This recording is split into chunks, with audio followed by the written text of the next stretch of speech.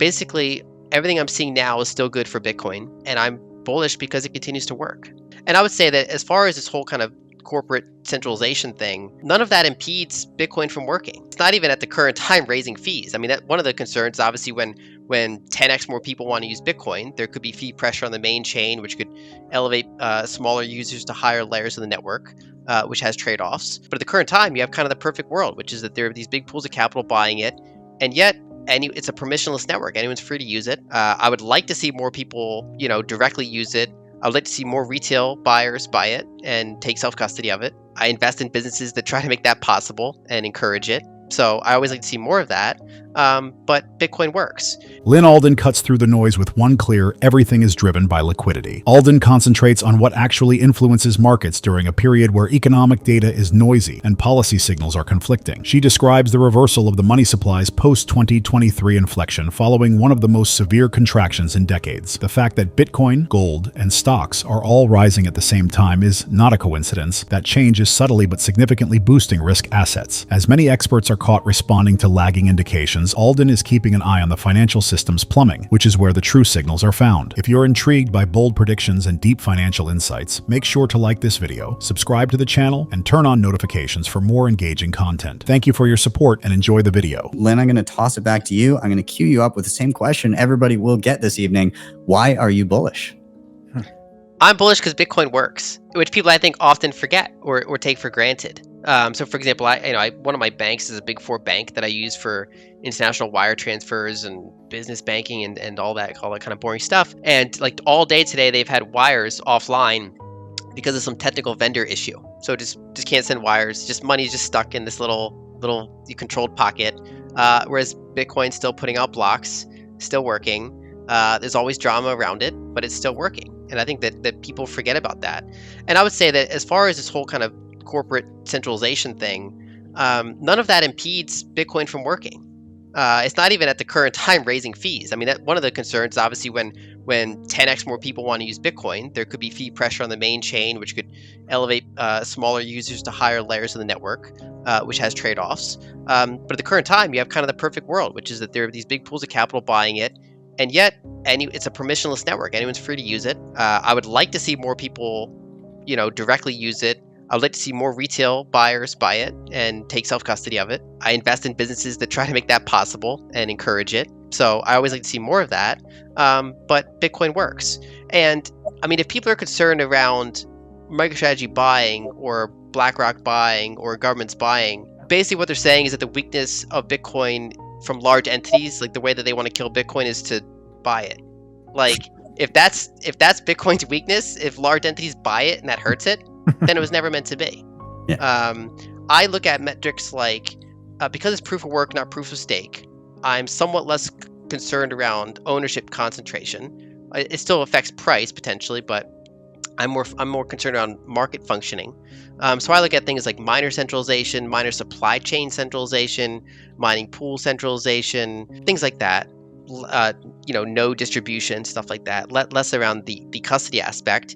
And in addition, so a lot of people are also concerned around stablecoins eating into Bitcoin's market share for payments, which it's not taxable for the most part. So entities gravitate toward that. And also for people that are using it as like working capital, so savings for like 3 months that you're going to send around and receive payments. People, a lot of times, especially in emerging markets, people spend in a month what they made in that month. They can't risk a 10 or 20 or 40% drawdown, which Bitcoin can do sometimes. So they have like these working balances. But part of Bitcoin reaching that level is when more and more entities own it, and it's 5 times larger than it is now. And you can't have like a single like FTX in the Bahamas blow up and then send the price around, affecting everyone's money. So part of the maturation process is that more entities buy it. That'll include small entities, big entities, potentially sovereign entities. Pretty much the whole stack is buying it. If it ends up being global reserve asset and a global reserve money, it basically means that everybody's going to own it in some way or another. Now, the path dependence still matters. The ideal, optimal, the utopian scenario is all the little people get in first, then the bigger people come in, and like nation states are last, right? You don't want like Apple to come out and buy, and become the biggest Bitcoin holder after they've already kind of played the fiat game really well for 3 decades, right? But as a permissionless network, you can always choose who figures it out earlier. That's why a lot of us engage in education. Most people here are they have platforms or they individually work with people to help people learn about Bitcoin, self-custody Bitcoin, just relentless education to try to get out there and say, hey, before companies come in and just bid up the price to, multiple 6 figures, try to learn about it and buy some. So I think people can keep doing their part for education, and everyone has their kind of like, there's different things you can do. Like you can educate, you can invest in companies that make it easier to self-custody, all sorts of things you can do. But basically everything I'm seeing now is still good for Bitcoin. And I'm bullish because it continues to work.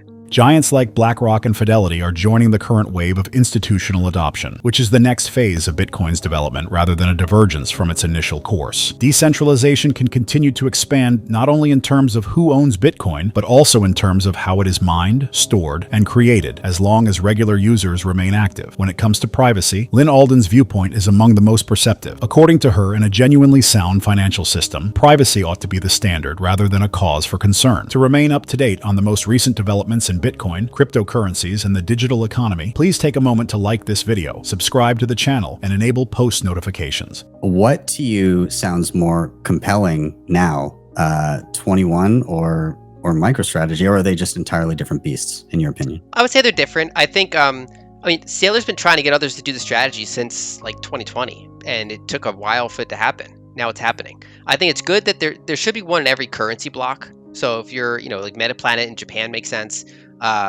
It's basically a free lunch in any sort of like currency market where there's not one of these to go make one if it's legal. As far as multiple in the US doing it, there is a network effect advantage for being number one because you have way more liquidity, and like options markets are pretty challenging to get liquidity for because every single strike price and every single duration on the option is basically a different security. And so it's not just like one stock where there's a decent amount of liquidity. If you've got 20 different strike prices based on 10 different durations of what that option is, that's 100 different option contracts, and it's hard to get all of them to be liquid on anything other than like the biggest one. That same thing happens with ETFs. So for example, if you're the top 1 or 2 in your ETF category, you're likely to have a liquid options market. Whereas if you're ETF number 5 in that category, your options market is going to look like a ghost town. So there's always going to be an advantage to the first mover, the largest, most liquid. 4, I would be concerned if their debt levels got relatively high. It's hard to measure exactly how high too high is, but generally speaking, the more debt there is relative to their equity and their Bitcoin, the more of a chance that they could run into a bear market problem. Now, they are terming that out pretty significantly, so they're doing calculations to basically say that Bitcoin would have to be in more than a 4-year bear market for them to run into serious trouble, where they'd either have potentially trouble refinancing their debt or having to sell Bitcoin in order to meet their obligations. But that is one of the negative scenarios that could happen, is if they get over leveraged and Bitcoin enters a longer than normal bear market. Other potential tail risks are hack risk. As far as I know, they diversify their custodians. I haven't kept up on all of their filings, so I don't know if that changed or if they moved that around, but I know historically they had 3 different custodians that they used. So forgive me if I'm not super up to date on what they're doing with that. And also tail risk of, it's a giant honeypot. If the US government has a problem, they know where the Bitcoin is. Same thing for, BlackRock. So Bitcoin IOUs are not the same as Bitcoin. So I think that I think they're doing the right strategy for them. And I understand concerns that people have around concentration. But it's an open protocol. They're buying a lot. They said they're going to buy a lot. They are buying a lot. Others have had 16 years to stack. They still should be stacking other people. So I always like to see more diversified Bitcoin holdings wherever possible. But basically, I would say the most reasonable risk is just debt terms relative to the market cycle, which so far they've navigated, but it's always a risk. That's fair. Well, one thing I would add real quick, because I see in the chat people talking about centralization, I would point out that GBTC had more Bitcoin at their peak than MicroStrategy has now. So MicroStrategy has 500,000 and change, whatever the number is. Grayscale had comfortably over 600,000 at their peak. before the ETF conversions allowed all the Bitcoin to drain and go to cheaper ETFs and places like that. And then if you go back really far, I mean, places like Mt. Gox, the percentage that were like trading on one exchange in the early days.